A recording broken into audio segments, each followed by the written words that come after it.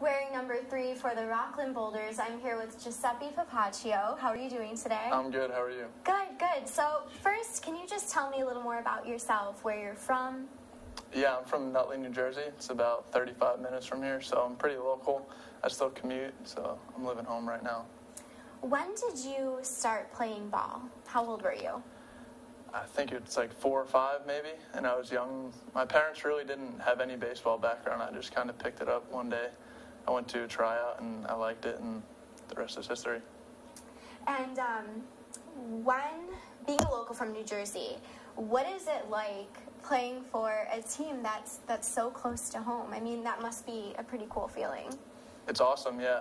It's nice because I don't really have to leave my family. Like that's pretty difficult. From my career, I've played like all over the place, so it's hard to always have to say goodbye to family, girlfriend, brother, sister, everybody for half the year. But now to be able to see them every day is pretty cool. It's nice. So you're able to commute, stay close with your family. Yeah. And speaking of family, you have a twin sister. I do. Yes. Twin sister, Michaela. Tell me about her. She's cool. She's a lot like me. She went to Seton Hall also. She still goes there. She's in grad school for physical therapy, so she's going to be a doctor of physical therapy next year. Now, Giuseppe Papaccio, that's a mouthful. I'm guessing you're Italian.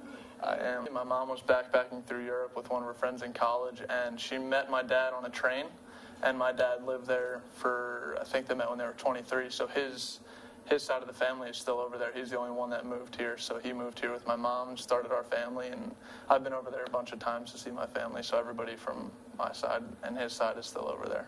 What would you say is your favorite part about Italy? It was hard to appreciate when I was young because I didn't know what I was looking at, but I went over when I was like 20 was the last time I was there, and it just like all the history and everything's really beautiful, all the scenery and stuff, and I think the history is the most important part. It's just everything's kind of, depends where you go, but everything is like old and has a lot of background behind it. It's pretty cool. Now, some of your teammates, Charlie Law and Nate Rowe, they're local as well. So I'm guessing you've been playing against them for quite a few years. Yeah, for a couple years in college we played against them. They were one of our rivals because I went to Seton Hall and they went to Rutgers. So I knew their names from around the state of New Jersey in high school a little bit, and then in college I would see them on the roster and then face them in games, and I kind of knew who they were. Kept in touch with them a little bit. So what is it like playing on the same team as them now? It's pretty cool. It was nice to come here and know that I had some people that I could relate to and talk to as soon as I got here, so it was nice to know that. Even though you were rivals, now you're on the same team. Yeah. The rivalry kind of died after we graduated, so we're friends now. Out of all the years that you've been playing ball, what would you say is your most memorable memory or moment? Most memorable might have been the day I was drafted. Other than that, I think my sophomore year in college in 2011, we won the Big East Championship. And we were picked to finish 11th out of 12 teams preseason. So it kind of just had a tough year, and then in the conference tournament we got hot, and we ended up winning the championship and going to a regional. So that's one of the highlights of my career too. That's awesome. Now, how about your childhood?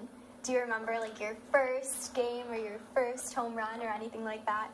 Yeah, I do remember my first home run in Little League. I think I only hit 1 or 2, so I remember my first home run, and I was running around the bases, and I kind of didn't really know how to do it, so I was sprinting, and I didn't really soak it all in, and before I knew I was back in the dugout, and I didn't even really enjoy it at all, but it was pretty cool. That's one of my first memories.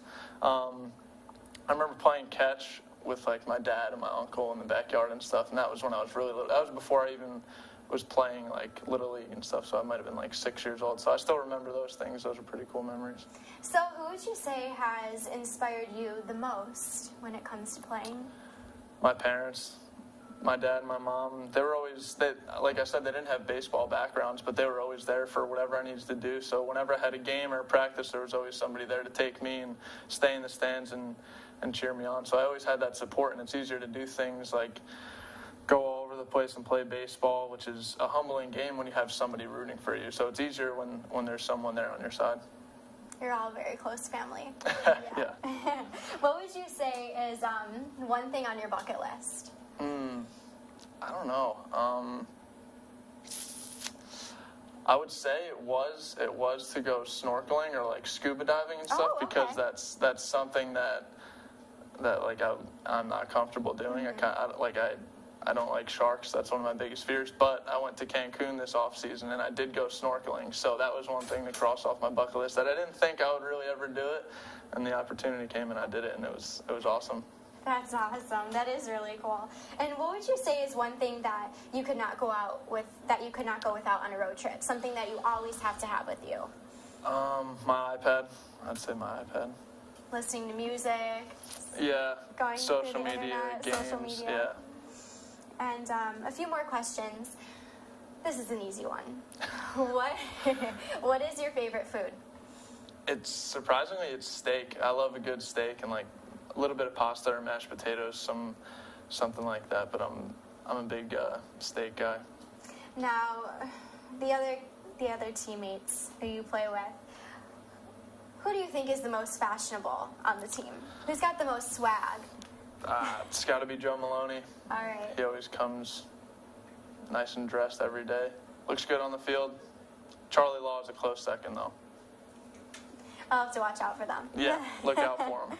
And Giuseppe, one last question. Where do you see yourself in 10 years? Hopefully still in the game somehow, whether it be playing or coaching. It's been a huge part of my life since I can remember, so I don't think I'd want to just cut ties with it completely. So wherever I might be, I hope it's just somewhere in baseball. Well, thank you so much for taking the time with me today. I truly appreciate it. It's been a pleasure getting to know you. Again, this is Courtney Corbetta and Giuseppe Papaccio, and we are at Provident Bake Park.